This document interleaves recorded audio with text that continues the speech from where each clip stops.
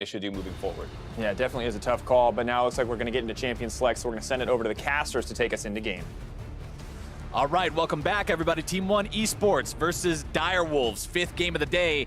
And for Team 1, it's do or die. You beat the Direwolves here, you then go into a tiebreaker against them at the end of the day to see who gets that second spot. If you lose, you're out. Yeah, very important game to be had for both of these teams. Direwolves, they need to win it for Oceania, but Team 1, I mean, no one expected a lot from them, but now is the time that they prove everybody wrong and show they still have what it takes to compete on this stage, and that they deserve being here in the first seed. And one thing that I am going to be wondering about for this team, they had a rough game against Cloud9 to start this day off. Yeah. It was not a close match. It was not a match that the team would feel very good walking away from, but we've talked about teams losing mentalities, especially for the teams that have had a rough opening to play in stage here at Worlds 2017. And for Team 1, you've got to be able to hunker down, put yourself in that right mental state, and be ready to go up against the Direwolves and potentially give yourself that last shot at redemption in the tiebreaker. So far, they picked themselves the Tristana.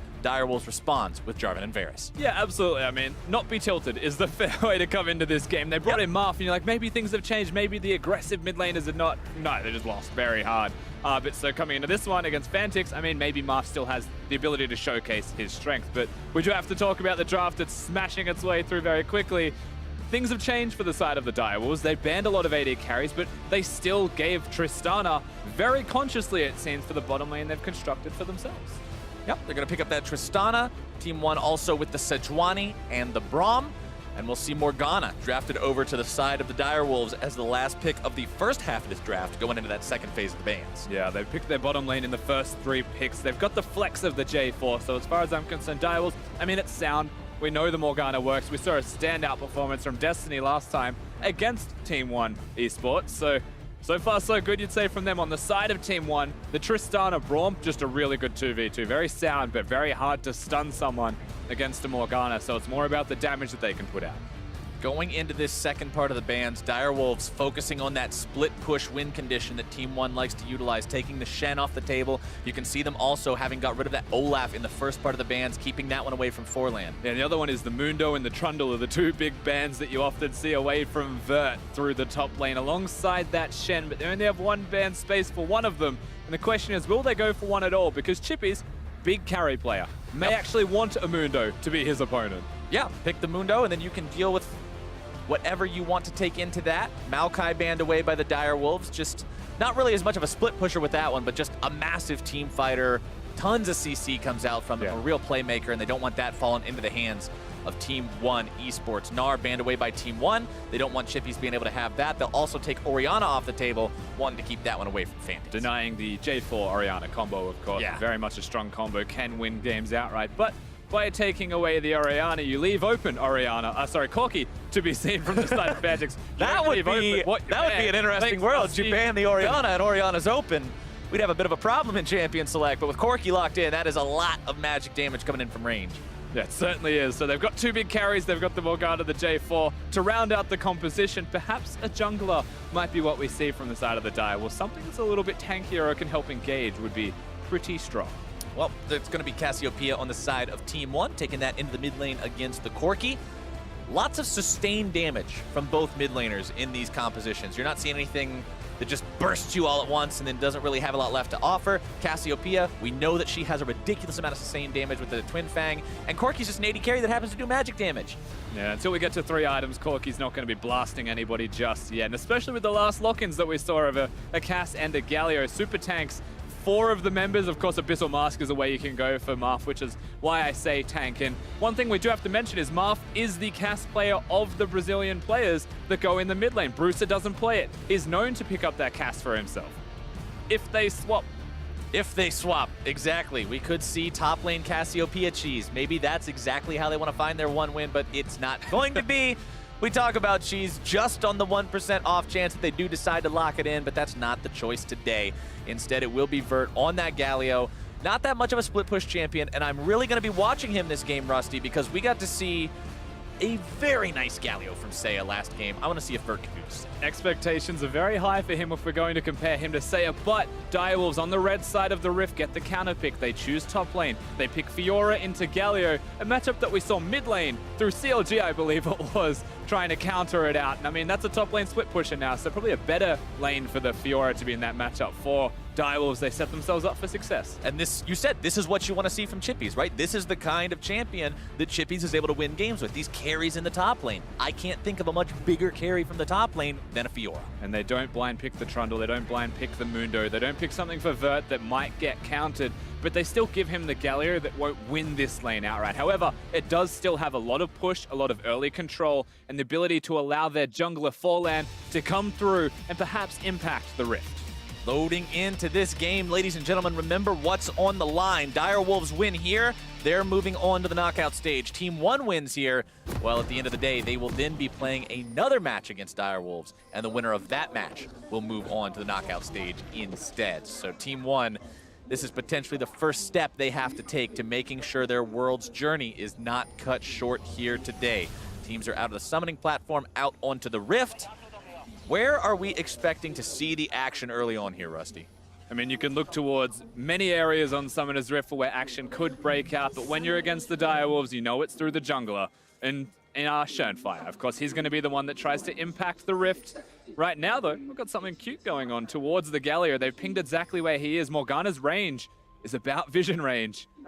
This is going to be a big reach. If they come up behind him... Oh my god, they are. They're going all the way behind him with the Morgana binding. I think they've done some VODs here. King wants to turn around and make sure that he comes around from the other side. The flag goes through, the binding finds its way on the route down onto Vert.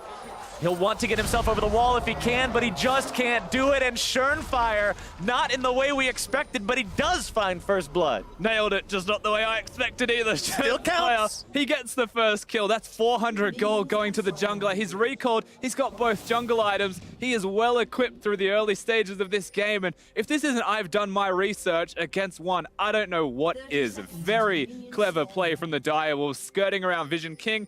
Maybe he's the odd one out here. Was hesitant, but the binding connects, and that's all that matters in the end. Exactly how they needed it to play out. You can see Vert gets over there, and he just knows there's no point in wasting the flash. You're dead either way, so you just save it. And not the start they needed to get for themselves as a jungler. It feels so, so good to have both those jungle items early on. Your clear is so incredibly safe. It's very, very quick. And that's going to put Schönfire in an awesome spot to do what you talked about, where he can be that playmaker, get involved in the lanes, and get these guys ahead. Just that little bit extra experience as well for all of them. A bit of extra money towards the bottom lane. Perhaps that's an extra potion on a recall if they're forced to fight each other and back earlier. And with a Morgana and a Varus playing against a Tristana Braum, there is a very real chance that fights break out every time a binding connects or every single time Braum hits a Q. The auto attacks that will ensue mean that there's a lot of fighting to be had down there. Same thing applies top lane. Of course, Chippies doesn't necessarily control minions, though he is now due to the first blood. But he also has kill threat, so he will be fighting and trading health actively. Trying to go for that vital on Vert, just barely missing out on it. Doesn't quite get far south enough to be considered in the correct angle to proc that one. But one player I'm going to be watching a lot this game, because I think he has a ton of agency up against the enemy team, is Destiny on this Morgana. With those black shields, you can stop a lot of what Forlan and Marth and Vert and even Redbird are trying to do with these CCs, and proper timing and placement of those black shields I think will be huge. I think frankly he is the game changer regarding exactly that. Who he uses the black shield on, when he's using it, and what it's for is going to be something that we do look towards Destiny. So I agree, I'm going to be highlighting him just as much as yourself, as this is a dive top lane from the looks of it. Oh, this could go very well or very poorly. A lot of damage down on Vert here now. The stun comes through. Schönfire getting himself the kill, but he drops in the process the flash a bit too late. And that's really unfortunate for Schönfire having the flash late. I think the taunt from Vert was enough to secure that one. So he actually gets a trade. He'll be happy for it, but you have to look at what he's missing throughout all of this as well. The minions crashing, the teleport force. Schönfire does lose double buffs, but he still gets the Balmy Cinder because he collects the kill. Forlan hanging out on the bottom side of the enemy jungle. Drops a ward down there to sort of keep an eye in case Schönfire decides to come towards this part of the map. Black shield down onto King. Explosive charge finds its way into some more damage as he loses about half his health overall. Direwolves breaking even across the board in terms of farm with a slight edge here in the top lane, but you would hope there was a slight edge considering how many minions collided into the turret of Vert as he died. He was only able to go back and buy himself a cloth armor and ruby crystal as well. Not the most convincing buy. A couple of long swords there for Chippies. Continue to build that damage up. But he didn't go mana crystal, so I'm happy about that. We're happy that we at least don't have the mana crystal for nothing start again. Exactly. So, I mean, he's got items. They're not great items. He's against the Fiora, who, to be fair, doesn't have a lot himself. Chippy's just with the 2 long swords. And teleports have been used by both of them respectively. You want a Galio to get around the rift and impact everywhere, but we all know that that's just a fleeting hope and never going to happen just because of this lane matchup. Good job interrupting the second part of the Justice Punch there. A lot of players have learned to do that against Galio, where you walk up during his dashing backwards animation to make it so he can't complete the second part of that dash forwards. Good job, good awareness there from Chippies, making sure he positions himself between his opponent and the desired direction of escape. As bottom side, the Dire Wolves backwards. Absolute just jumping absolutely forward to find as much damage as possible. These guys know that they have got to flex those muscles this game. King takes another auto attack on the way out. And honestly, that trade doesn't go that well for Team 1 Esports. I admire the aggression nonetheless from watching them jump forwards towards each other just to trade, knowing that they didn't have one cooldown. So aggressive, successful because it wasn't negative, and they're able to trade equally. We also have to point out again, it's the Ardent Sensor for the bottom lane of King and Destiny against the Ignite of Redbird. This early into the game when there's no Ardent Sensor, the Ignite does have kill threat if you're able to play it out accordingly. So they're playing aggressive, trying to use that summoner spell perhaps, which is why they're always going forwards, because it does damage. And you also, if you're Team 1, want to find some kind of a gold lead somewhere, because since you're a non-coin support item versus a coin support, you're going to have less money. The coin just earns you more gold. So as this game goes on, the support is going to be outclassed. Redbird is going to be outclassed by the economy of Destiny simply because of the choices that they've made. But if they can get the kill, it'll all pay off. If they can get themselves in a spot where they're just owning this lane. But for now, King and Destiny are sitting comfortably, honestly. And they're just holding on, which is, again, what the Direwolves bottom lane is expected to do. But you look towards Absolute, more so than just a go equal in lane type of guy. He wants to push the turret down. He wants to control the 2v2 lane. And actually wants to be a hard carry for the side of Team 1, which is something that he has been throughout the regular season alongside Redbird as they support him. So far in the tournament, you haven't really seen the makings of that at all, but this is a good opportunity for him. He's got the Tristana, he's against a team that likes to play passively, just be a utility bottom lane. He can carry. And he needs to, and so does Marth. They only have 2 damage dealers on the side of Team 1. You've got 2 damage dealers and 3 big meatballs in the front. Those meatballs aren't going to run over people on their own. The Cassiopeia and the Tristana will both need to be relevant in order for them to stand a chance against the Direwolves in these larger fights, when the Direwolves do have more damage threats. You've got a Jarvan who, although he will likely be building mostly tank, still has some burst threat onto a squishy target. You've got a Fiora who is Fiora, can do percent HP. There's a lot of carries and a lot of always going to be a damage threat. Yeah, no, there's a lot of carries on the side of Direwolves. That's absolutely true. If we're going to compare, there's a lot of tanks for Team 1 in comparison, but ultimately, tanks that get ahead tend to stay ahead, and they tend to do damage. So Team 1, the early game, as you mentioned, actually maybe even more important than we first realized. Redbird and Forlan really wanting to make a play here. They do find the Glacial Prison coming down. The miasma not quite in place in time to keep Fantic there. Good flash away. Vert trying to get underneath the turret, still make the kill come through, but it's a bit audacious as Team 1 commits a lot of resources for only a flash. That was a big commitment from Vert. He doesn't use the ultimate. He doesn't go towards his teammates that are engaging. Instead, he chooses to flash over the wall and dash into the turret. So he takes a lot of his health in damage, and Chippies is just freely farming the top side. What I will say is that was a really good use of teleport timings and exploiting that fact for the Brazilian roster, knowing that Chippies didn't have his just yet. Things are starting to change now. Chippies takes a lot of damage from the turret there. He does a good job riposting the Justice Punch, but the problem is with riposte, for anybody who doesn't know, it doesn't block turret shots. No, it does not. It's the one thing in the game that it doesn't make you immune to. So when you're doing the riposte underneath the turret, when you've already drawn the aggro, you are still going to take quite a lot of damage, which puts Chippies where he is right now. A little bit under half HP. Vert continuing to trade with him here. A grand challenge has been issued. Very nice riposte stun. Oh, he's got it! Vert with the outplay, however. Chippy's had his flash available, but he's not going to be able to do it. One turret shot is all it takes to outplay your opponent here. Vert, MVP turret is Shurnfire. Shurnfire potentially getting caught out as the enemy invades his jungle, and honestly, Vert with the Bramble Vest, big pickup against Fiora as well, stops a lot of the healing. Remember that Lunge procs the own hit effects, meaning it procs the grievous wounds, so you don't get as much healing from your vitals. Yeah, certainly true. And of course, by rushing the Vamp Scepter, which was the first item of Chippy's, doesn't go as planned. This was a nice riposte. He goes for it, but from there was already no chance of a kill, to be honest with you, once all the cooldowns were there for Vert. He was against the wall. The one vital that he needed was never going to be connected and hit at all, but he still commits to the kill. He thought he had enough damage from just the 3 vitals and an auto attack reset. He gets knocked up, tanks the turret, he goes down. It was well played by Vert. You've got to hug that wall. You've got to make sure you protect yourself from the healing from the Fiora ultimate, and he did just that. Chippy's now 0-1 and 2 on this Fiora, still with a CS lead for himself. You can see Vert, after the Bramble Vest, not going all the way for a Thorn Mail or anything like that, instead going to be opting for that Righteous Glory. Wants to be a team fighter this game. Normally we see this guy on split push duty, but this time around, you have to switch things up a little bit as Team 1 moving towards that first Infernal Drake, and they'll grab it right as the clock crests 10 minutes. That was a bit of a tongue twister, but we got through it anyway, and that means they got bonus damage on this team, which could be useful, like you said, if this team gets ahead with the tanks, how the tanks can do damage with a lead. Could be the difference between getting the burst they need onto the value targets or not. Unfortunately, whilst they are doing well, getting kills, starting to match what the Direwolves have, they are by no means close to ahead, even just through the gold difference that has started to stretch out through CSing and laning. Oh no, Forlan taking a lot of damage if he sticks around. Manages to dash himself over the wall and avoid most of that. Fantix with package up and ready. You've always got to play respectfully against the Corki when that package is available to cast. We know how much playmaking is possible if you find the opportunity to use that one. So Team 1 will just be playing off the back foot until it expires. And that's what the Direwolves were doing as well. Of course, by having the package, they bring Schönfire towards the bottom lane. They clear vision to give him a clear path into the enemy jungle, knowing that Forlan was nearby. In fact, even stopping the recall of the Sejuani. It's a good play.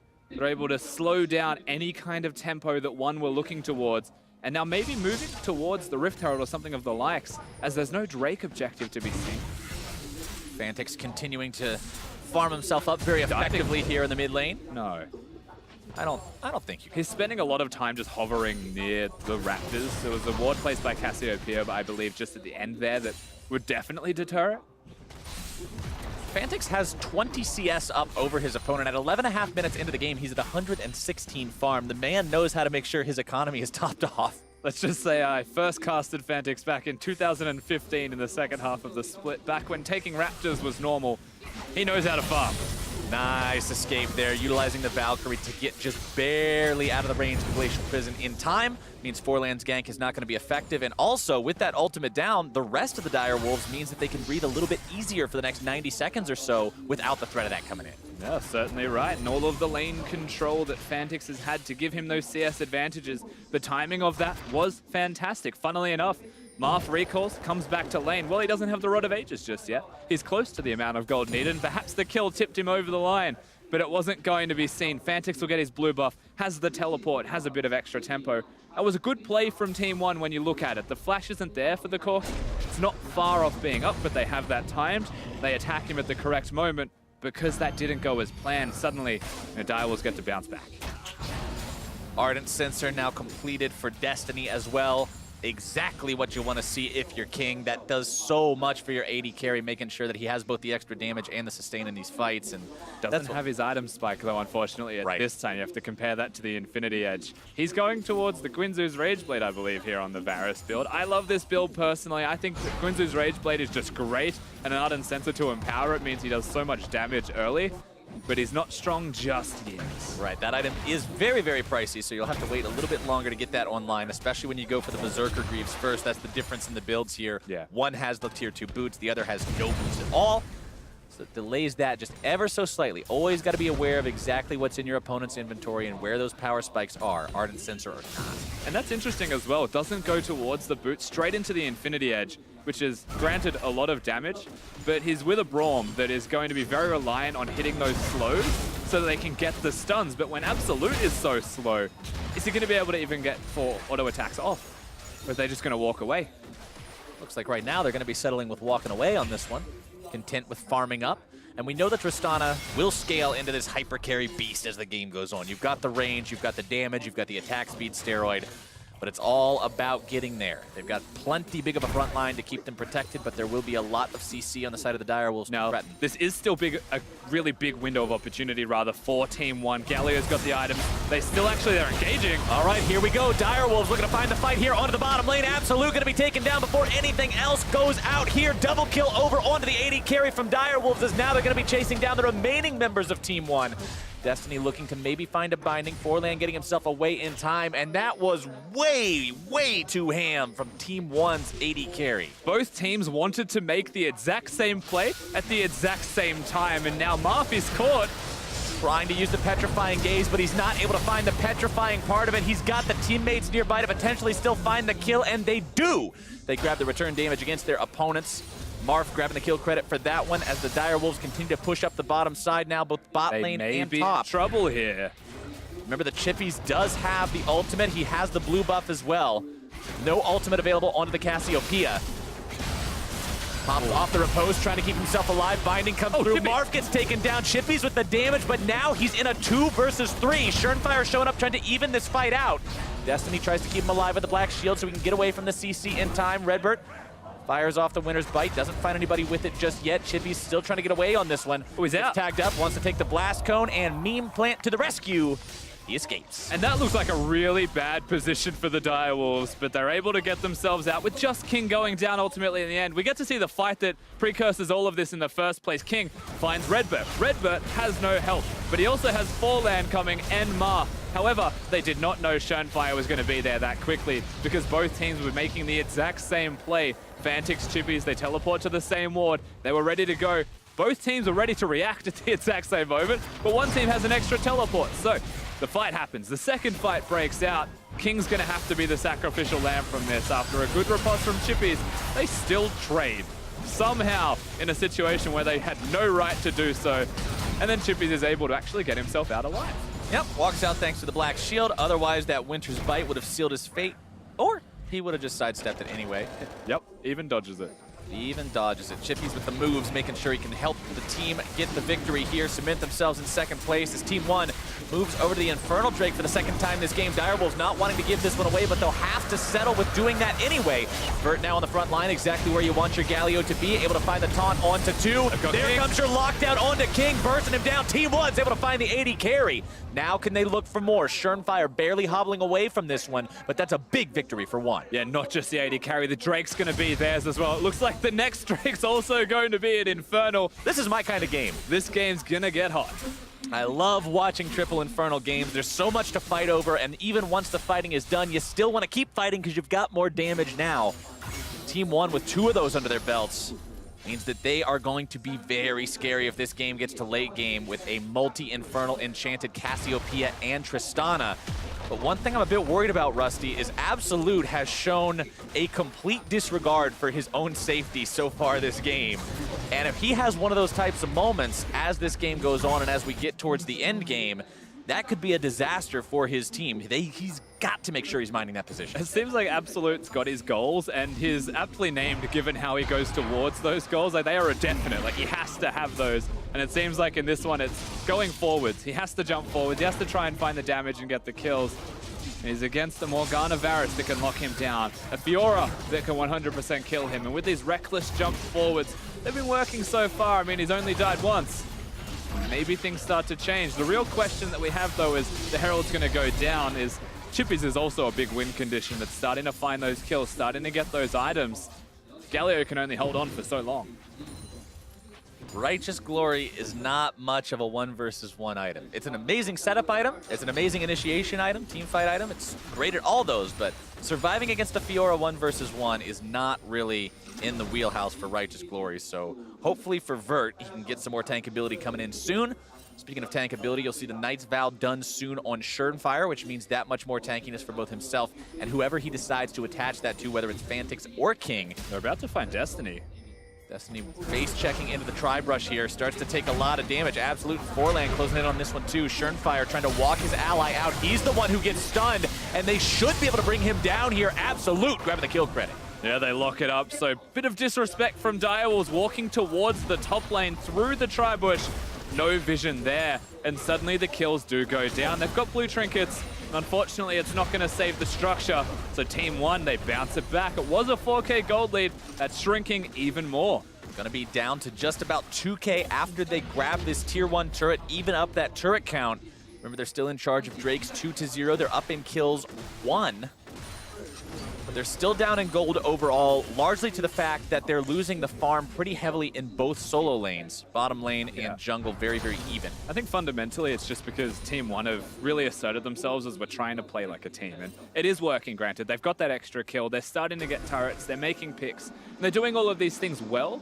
It's just that they're losing the laning as a result of it. They've got a Fiora counter in the top lane. That's probably a CS difference you would expect.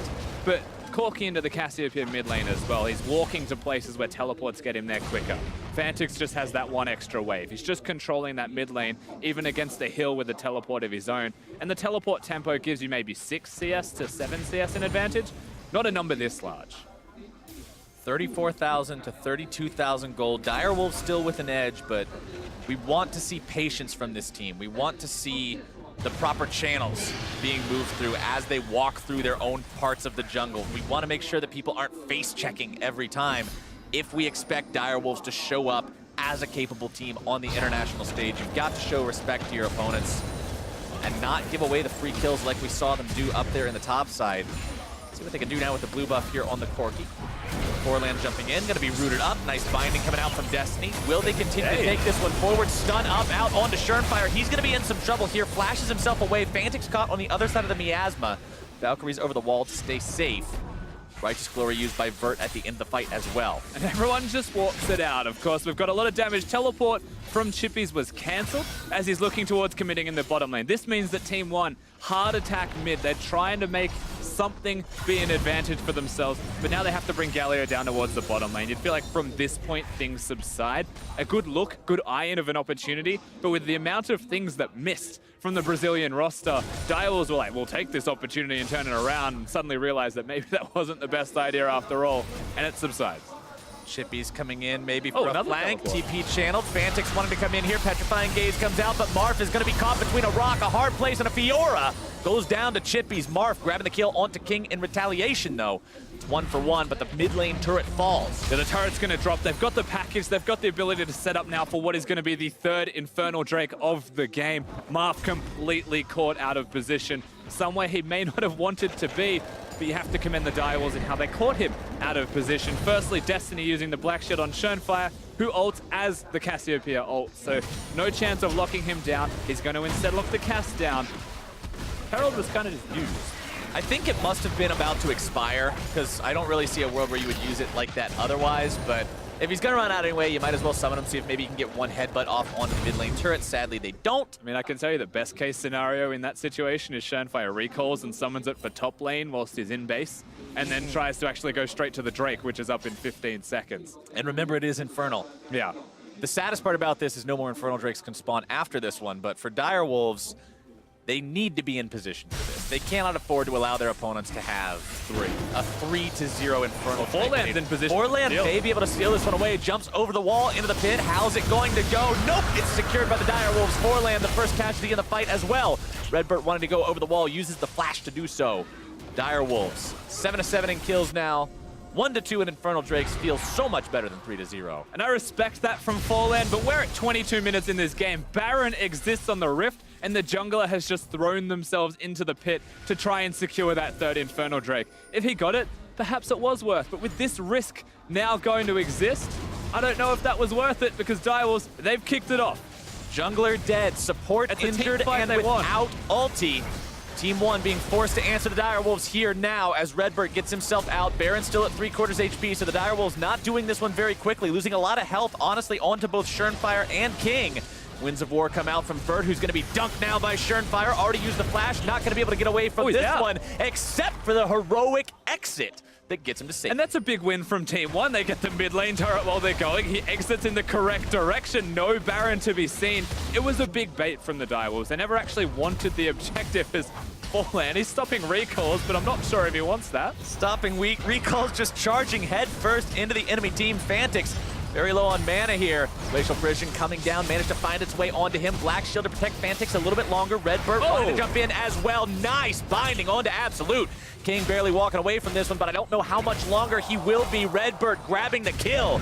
Christmas present of death from that Winter's Bite. And Chippies is going to get back to base. He does have the teleport, but now the Baron control in that area of the map comes back to Team 1 eSports, who will look to, I wouldn't say do it just yet, but control the river. And saying that, they've got 4 tanks.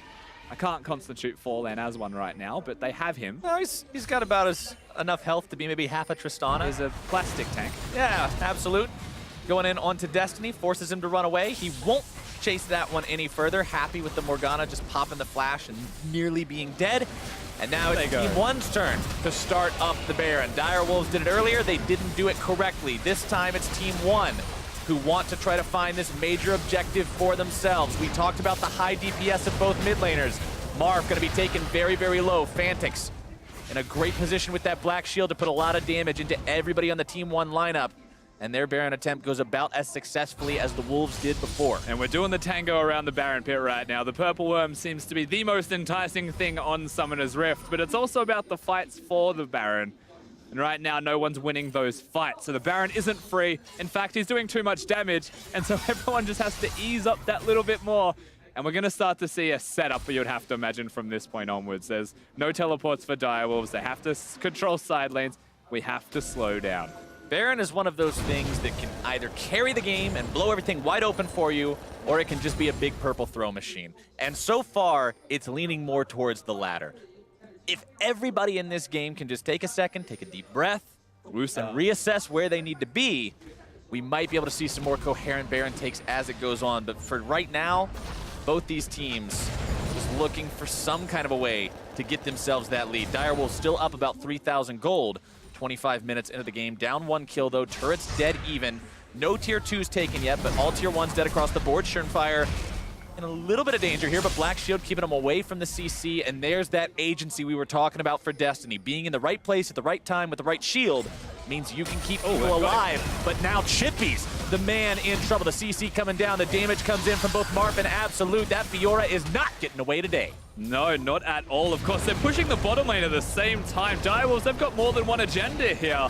But one with the pick, with the kill on the Chippies, of course they're going to start off this Baron. The question is, can they stop it? Chippies has, Fantix has teleport, but he's pushing.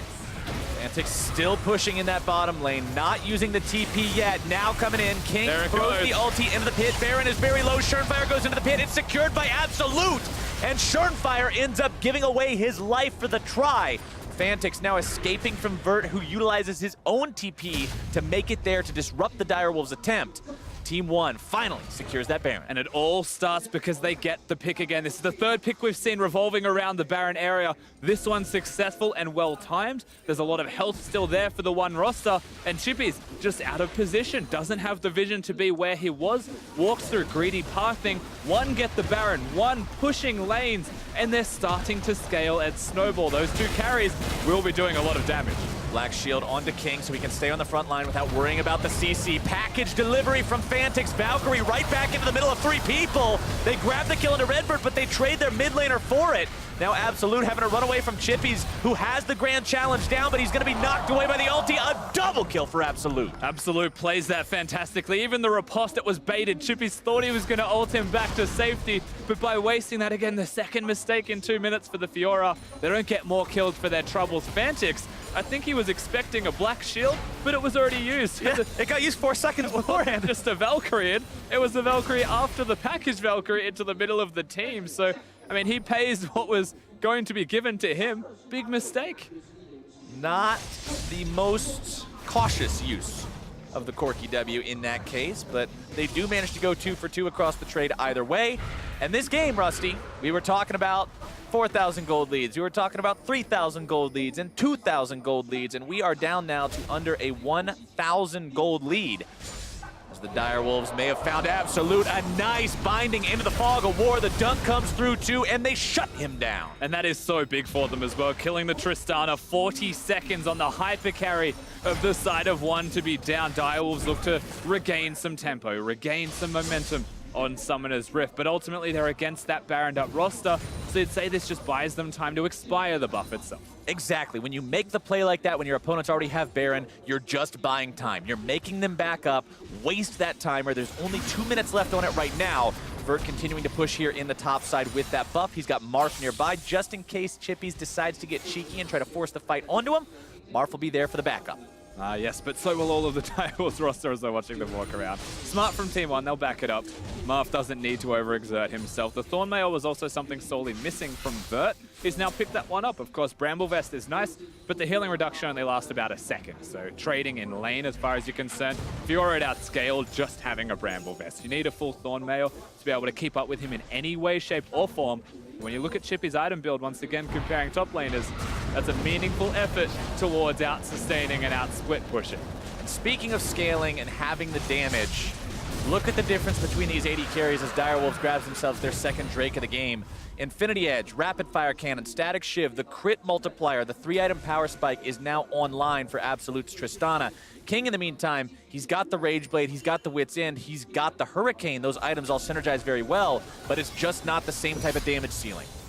Yeah, it's not going to be the same amount of damage, but of course having that Wit's End means that Fantix will be doing just that little bit more with his magic damage crits that start to come across, and he's getting close to that 3-item point himself. So, I mean, Direwolves, they're very different power points compared to that of Team 1. You are looking at a much more, let's say, standard composition with the 3 tanks in front of the 2 carries. Front-to-back team fighting is the name of the game for the Brazilian side. Direwolves have to be a bit more creative, you would have to imagine.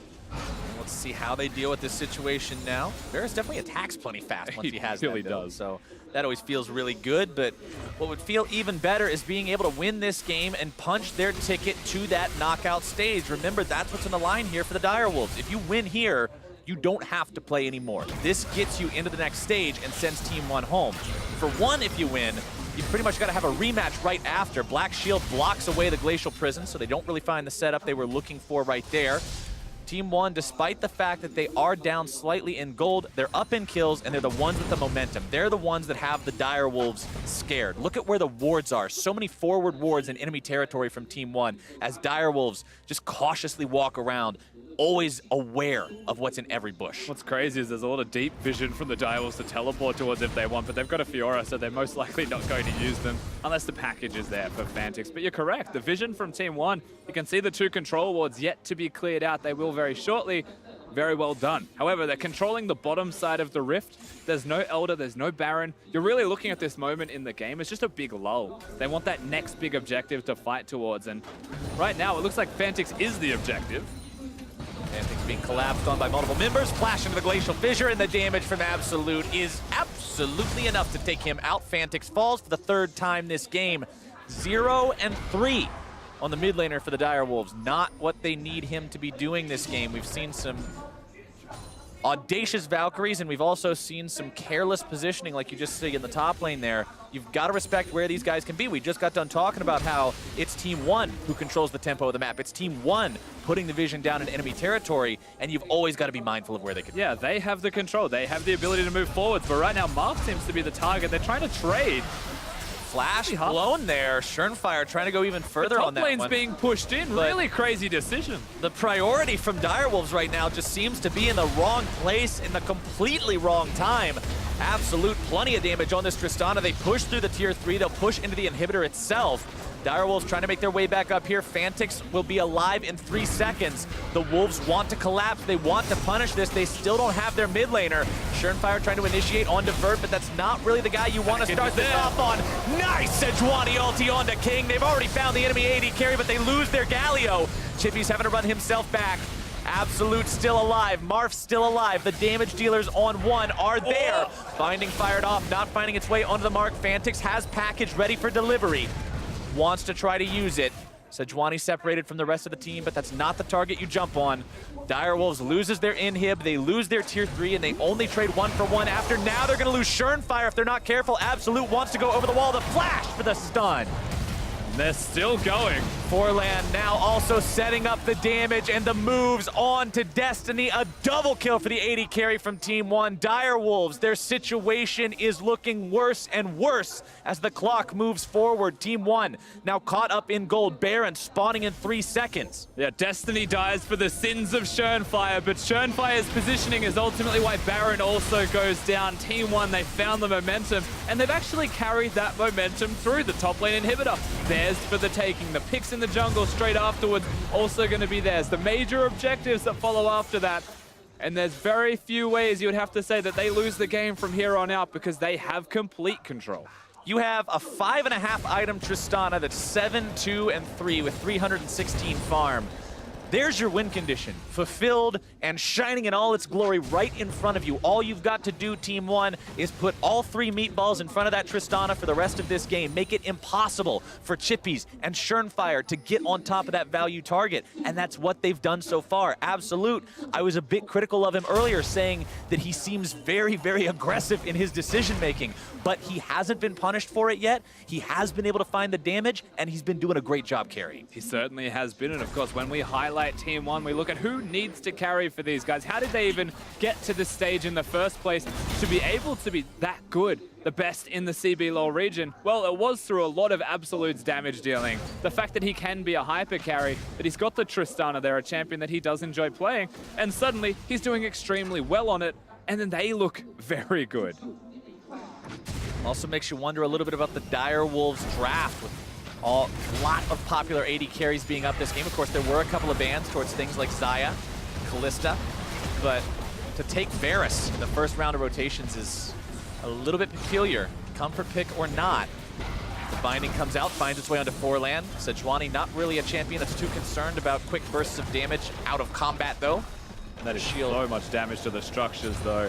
One more Baron wave, if they're able to get in, will be the turret. Oh, Fantix losing about half his HP from a 1.5 seconds in the Miasma and 2 Twin Fangs. Binding out onto Forlan again. Again, reiterating, that doesn't really matter that much. Absolute will bust down that tier 3. Now they're looking for inhibitor number 2. The inhibitor should go completely uncontested. The Direwolves with no capabilities to team fight. They have the team composition with the Fiora. Fiora's now locked in the base. Of course, can start a team fight as you get towards the high number of item mark. But even when you contrast that to their opponents, I feel like the Tristana can take him on at any time. And they are looking to take them on.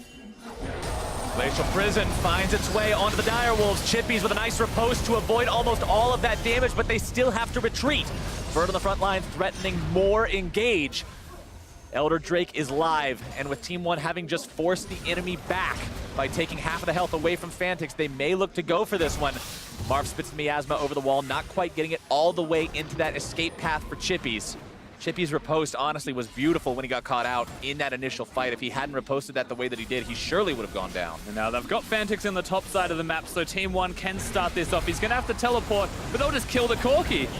All right, here we go. TP used. Fantix on the front line, knocked up into the air. Has to utilize the QSS, trying to keep himself safe, trying to do the damage. Unstoppable for Absolute's Tristana. He finds a double kill onto Schönfire now as well. King going to be taken down next. A triple for the Trist. More damage coming through. Marv grabbing the kill onto King. Absolute stays alive, and it's a clean ace for Team 1. They take them apart, and now the game will follow. So Team 1 eSports, they force the tiebreaker against the Direwolves.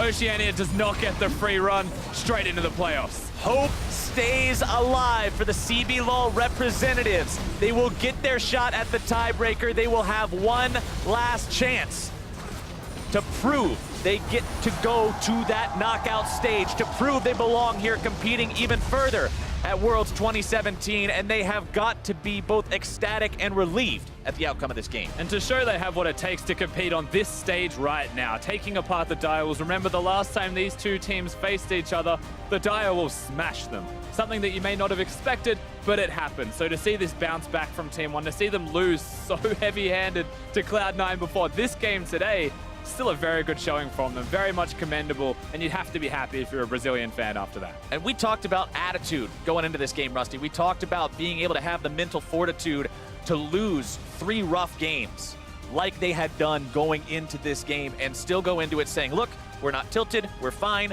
we know what went wrong, this is what we're going to change, and here's how we're going to play, and it looks like they did it. They found the win against Direwolves, and this confidence boost alone should be good for them going into this final tiebreak. Yeah, you'd have to imagine the confidence actually gives them momentum for the next time they play against the Direwolves side. That is who they're going to be playing against, but from this game specifically, they play a tank in the top lane, they don't go for the split pusher, and they get the Tristana. So whether it's the draft from the Direwolves or we can complement the draft from Team 1, I feel like they did play it very well. They played it exactly the way they needed to play it. They worked together well. They played their comp the way they needed to play it.